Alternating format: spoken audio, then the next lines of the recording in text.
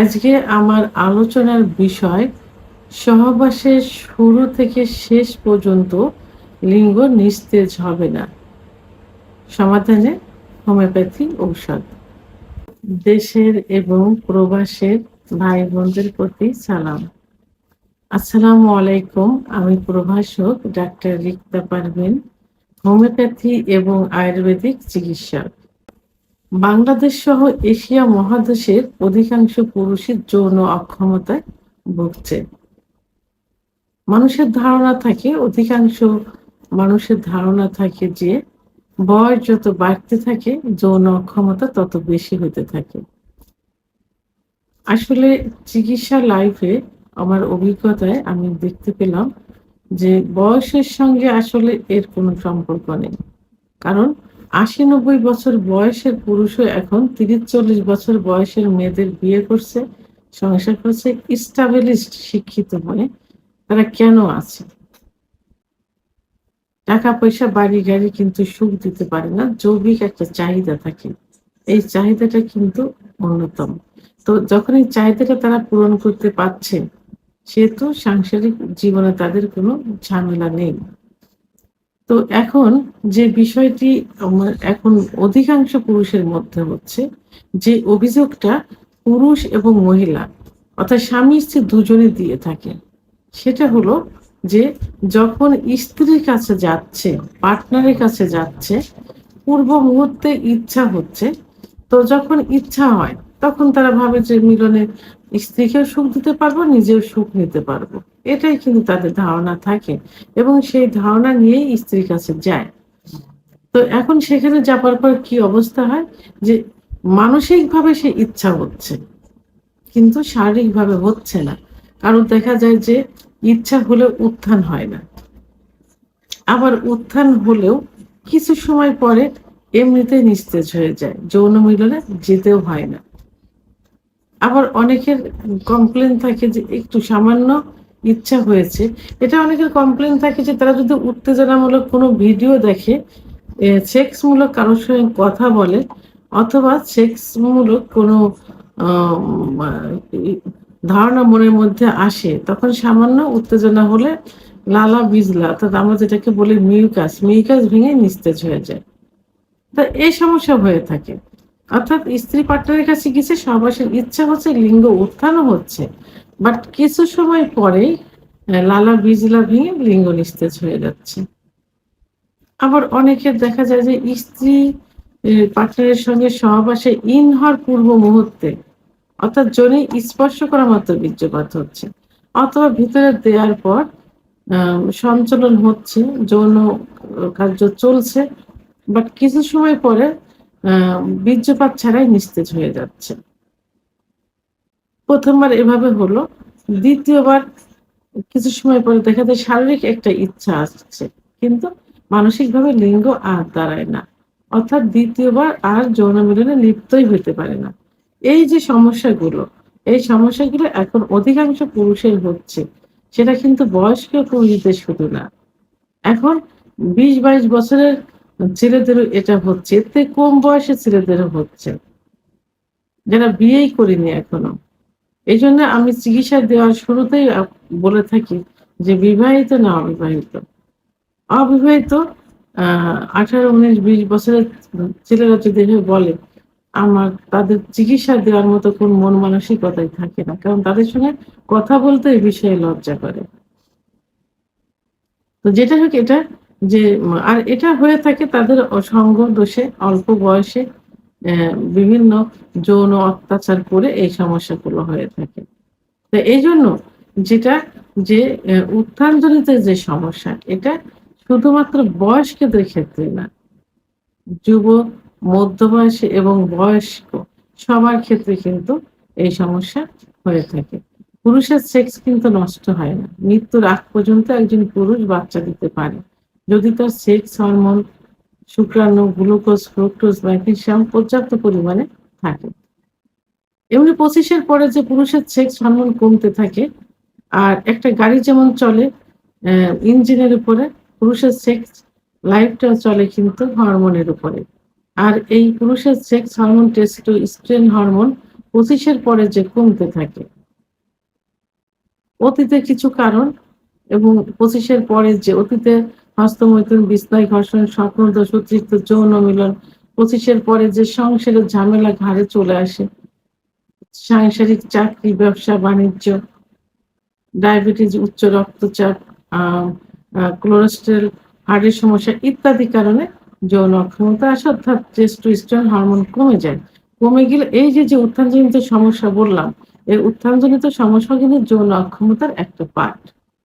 সেহেতু এই অ্যা 25 এর পরে যে কমে যাওয়ার পর কিছু ওষুধ আছে, সেক্সুয়াল কিছু চিকিৎসা আছে যেটা আ যার কোনো পার্শ্ব প্রতিক্রিয়া নেই।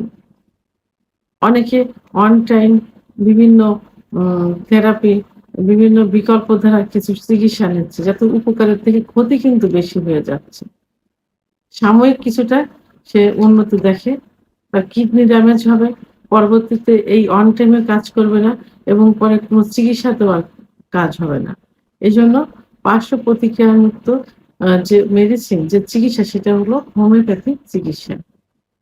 একমাত্র হোমিওপ্যাথি চিকিৎসার মাধ্যমেই সম্পূর্ণভাবে এই যৌন অক্ষমতার চিকিৎসা দেওয়া সম্ভব। তবে হ্যাঁ, দীর্ঘমেয়াদী কিছু ওষুধ খেতে হবে, সেটা ধৈর্য সহকারে খেতে হবে। আর একবার ঠিক হয়ে যাবার পর পরবর্তীতে যদি নিয়মতান্ত্রিকভাবে কিছু আ মা খাবার খেয়ে যায়, তাহলে এইটা আর কখনো নষ্ট হয় না। তো আজকে আমি এর জন্য এই যে তো যৌন মিলনে যাবার পর লিঙ্গে যে নিস্তেজতা চলে আসে এর জন্য ৫ টি হোমিওপ্যাথি ওষুধ নিয়ে কথা বলব। ১ টি শক্তিকৃত ওষুধ এবং ৪ টি মাদার টিনচার যেটা কম্বাইন করেও কিন্তু খাওয়া যেতে পারে। ১ম এ যে ওষুধটি বলব সেটা হলো কোনিআম, কোনিয়াম অনেম। ১ম এ অনেম দিয়ে শুরু করতে হবে। তো এই অনেম অবশ্যই জার্মানি ওষুধ হতে হবে। আপনারা শুধুমাত্র ১ গ্রাম কিনবেন জার্মানি। ১ গ্রাম কিনে অ প্রতিদিন সকালে আচ্ছা এই ওষুধটার যে লক্ষণটা বেশি দেখা যায়, সেই লক্ষণটা হলো যে আম কোনো সেক্সুয়াল মূলক কোনো কথাবার্তা বললে স্ত্রীর কাছে গেলে লালা বিজলা ভেঙে যোনি স্পর্শ করা মাত্র অথবা লালা ম আ ম মিলনে লিপ্ত না হলে বীর্যপাত না হওয়ার আগেই তার বীর্যপাত হয়ে যায়, হয়ে নিস্তেজ হয়ে যায় অথবা বীর্যপাত না হয়ে এমনিতেই নিস্তেজ হয়ে যায়। সেক্ষেত্রে কোনিয়াম খুব ভালো কাজ করে থাকে যেখানে লিঙ্গের খর্বতা চলে আসে। তাই এই অনেম ওষুধটি অনলি ২ ফোঁটা করে সকালে খালি পেটে জিহ্বার উপর দিয়ে খেতে হবে এবং দুপুরে খালি পেটে জিহ্বার উপর ২ ফোঁটা খেতে হবে ৭ দিন। ৭ দিন খাওয়ার পর ১ মাস ওয়েট অপেক্ষা করতে হবে। এরপরে প্রয়োজনে ডাক্তারের সঙ্গে যোগাযোগ করলে আবার এর ওষুধ পাওয়ার বাড়িয়ে দিবেন। তো তাহলে ১ম এ অনেম মানে ১,০০০ শক্তি খেতে হবে ৭ দিন। সকালে এবং দুপুরে। ১ গ্রাম খেলেই যথেষ্ট জার্মানি। এরপরে ২ নাম্বার যে ওষুধটি বলব সেটা মাদার টিংচার সেটা হলো মাসকাস। মাসকাস মাদার অ ওষুধটা পাওয়া খুবই কঠিন। তারপরেও চেষ্টা করতে হবে। এটা যাদের আ উচ মা ডায়াবেটিসের সমস্যা আছে, হজমভঙ্গ হয়ে গেছেন, অর্থাৎ প্রসাব আ প্রচন্ড বেগ আসে, চেপে রাখা যায় না, দুর্বলতা মনে হয়, তাদের ক্ষেত্রে খুব ভালো কাজ করে থাকে। মাসকাস ওষুধটি এটা ১০ ফোঁটা করে ঠান্ডা পানি সহ দিনে ৩ বার সেবন করতে হবে। খাবার ০.৫ ঘন্টা আগে অথবা ০.৫ ঘন্টা পরে। ১ থেকে ৩ মাস পর্যন্ত সেবন করতে হবে। ৩ নম্বর যে মাদার টিংচার বলব সেটি হলো সেলিক্স নাইগেরা। সেলিক্স নাইগেরা মাদার টিংচারটি কিন্তু হোমিওপ্যাথি জগতে নামকরা একটা মাদার টিংচার।